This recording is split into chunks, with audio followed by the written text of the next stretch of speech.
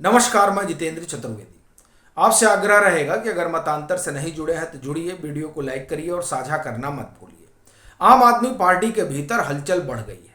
खास तौर से दिल्ली हाई कोर्ट का जो ऑर्डर आया है अरविंद केजरीवाल के संदर्भ में, जिसमें कोर्ट ने यह कहा है कि ईडी की गिरफ्तारी वैध है। यानी ईडी ने आपको जो हिरासत में लिया वो इसलिए लिया क्योंकि उसके पास पुख्ता सबूत थे, और ये जो सबूत हैं ये सबूत अरविंद केजरीवाल की समस्या बढ़ाने वाले हैं। यानी आम आदमी पार्टी का अस्तित्व जो है वो संकट में है, चूंकि आपके संयोजक के तौर पर भी और मुख्यमंत्री के तौर पर भी दिल्ली हाई कोर्ट इनकी भूमिका को संदिग्ध मानता है। अब ऐसी स्थिति परिस्थिति में आपके भीतर बाउंडर खड़ा हो गया है। क्यों? क्योंकि अब जो बात निकल कर आ रही है उससे ये कहा जा रहा है कि साहब आम आदमी पार्टी की संपत्ति भी कुर्क हो सकती है, खाता भी सीज हो सकता है और मान्यता भी रद्द हो सकती है। अब लीजिए, तो इस पार्टी में रहकर करेगा क्या कोई? यानी पार्टी पर जो सवालिया निशान खड़ा हुआ है उसने पार्टी से जुड़े लोगों के मन में संदेह पैदा कर दिया है कि साहब जब इस पार्टी का ही भविष्य खतरे में है तो हमारे राजनीतिक भविष्य का क्या होगा। तो इसकी परिणति ये हो रही है कि भीतर जो है वो बाउंडर खड़ा हो गया है। आप राज्यसभा के इनके 10 सांसद हैं, जिसमें से 7 का पता ही नहीं है कि क्या कर रहे हैं। आप देखिए, संजय सिंह, संदीप पाठक और एनडी गुप्ता जो कोषाध्यक्ष हैं, इन 3 लोगों को हटा दीजिए। बाकी जो 7 हैं वो नदारद है। राघव चड्ढा के बारे में तो यहां तक कहा जा रहा है कि वो भाजपा के संपर्क में है। अच्छा, उनको लेकर इसलिए भी संशय बढ़ा हुआ है क्योंकि वो दिखाई ही नहीं दे रहे हैं, लंदन में है। बताया जा रहा है कि आंखों का इलाज कराने गए हैं। अब न मालूम कौन सा इलाज चल रहा है। जो आप देखिए कि अरविंद केजरीवाल को ईडी की हिरासत और फिर तिहाड़ में गए 20-21 रोज हो गए, लेकिन अभी तक इलाज चल ही रहा है। फिर पता चला कि नहीं, उनको रोशनी से बचना है। अब भाई, रोशनी से बचना है कि ईडी से बचना है, ये अपने आप में बड़ा सवाल है। लेकिन राघव चड्ढा का जो मौन है वो कई तरह के प्रश्न पार्टी के भीतर भी खड़ा कर रहा है कि आखिर में ये लोग कर क्या रहे हैं। बाकी स्वाति मालीवाल का तो बताया जा रहा है कि उनकी बहन की तबीयत वगैरह खराब है तो वो यूएसए में देख रेख कर रही हैं। और बाकी जो 5 बचे हैं उनके बारे में क्या कहा जाए। तो बड़ी खराब स्थिति है पार्टी के भीतर। और इसको तो आप एक तरह से कहें कि हवा तब और मिली जब राजकुमार आनंद ने पार्टी भी छोड़ दी और पद भी छोड़ दिया। तब ये सवाल उठने लगा कि अब पार्टी की जो स्थिति है वो और गंभीर हो चली है। इस बीच 2-3 घटनाएं और हुई, उसमें बड़ी महत्वपूर्ण घटना जो है वो आतिशी मारलेना से जुड़ी हुई है। हालांकि आतिशी मारलेना का पार्टी से आने जाने वाला मसला नहीं है, उनका मामला कुछ और है। वो क्या है, दरअसल उसी पर हम लोग बात करेंगे। अभी तो देखिए, दिल्ली में लोग अभियान वगैरह भी चला रहे हैं अरविंद केजरीवाल के लिए, या आप कहें कि आम आदमी पार्टी के लिए अगर बची रहती है तो, चूंकि लोकसभा का चुनाव है ही है। पर इधर हुआ क्या कि आतिशी मारलेना ने आरोप लगाया था भाजपा के ऊपर और कहा था कि कुछ जो इनके करीबी लोग हैं, बहुत करीबी हैं, उन करीबी के जरिए भाजपा ने इनसे संपर्क किया और कहा कि आप आम आदमी पार्टी छोड़ दीजिए, नहीं तो आम आदमी पार्टी तो खत्म होने वाली है, आपका राजनीतिक भविष्य भी खराब हो जाएगा, तो आप आइए और भाजपा में अपना राजनीतिक भविष्य बचाइए। यह इन्होंने दावा किया। और आप देखिए, इन्होंने दावा कब किया था? दावा तब किया जब अरविंद केजरीवाल ने कहा कि विजय नायर हमको नहीं, आतिशी और सौरभ को रिपोर्ट करते हैं। खैर, तो उसके बाद क्या हुआ कि इलेक्शन कमीशन ने नोटिस भेज दिया। अब लीजिए, इलेक्शन कमीशन ने कहा कि आप बताइए अब हमको। अब यहां जो है आतिशी मारलेना को लेने के देने पड़ गए। क्या हुआ भाई? इनसे कहा गया था कि 6 अप्रैल तक इनको संभवतः जवाब देना था।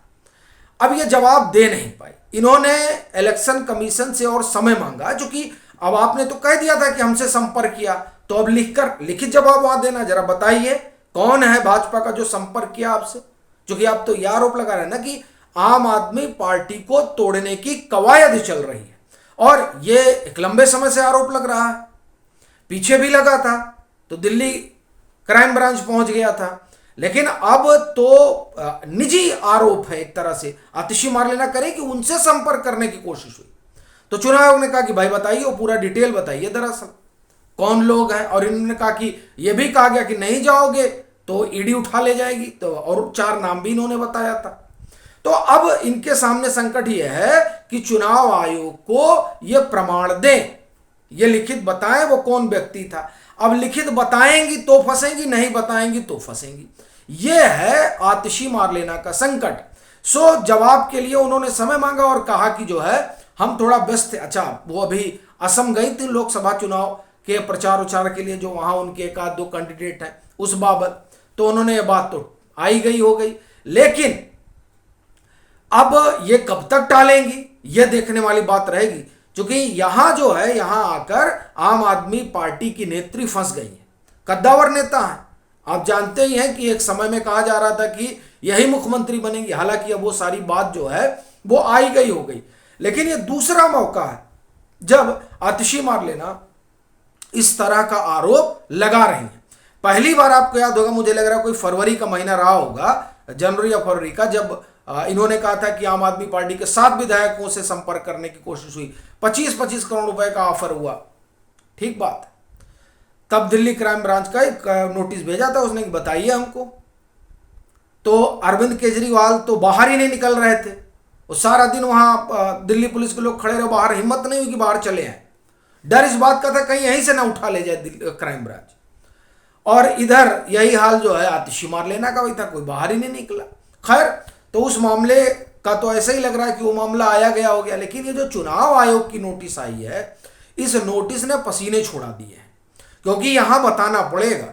अब नहीं बताएंगे तो माफी मांगना पड़ेगा कि सामने गलत आरोप लगाया था। वैसे ही जैसे अरविंद केजरीवाल, अभी आपको ध्यान होगा कि एक वीडियो उन्होंने साझा किया था 2018 में, और उस वीडियो साझा करने का हश्र ये हुआ कि सुप्रीम कोर्ट में अरविंद केजरीवाल को माफी मांगना पड़ा कि हमने गलत साझा कर दिया था।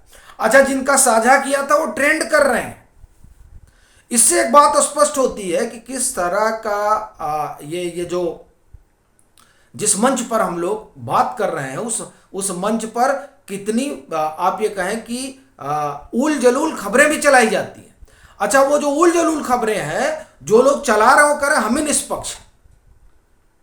ये आप देखें कि बड़ी बात वो लोग कर रहे हैं, वो निष्पक्ष वही है।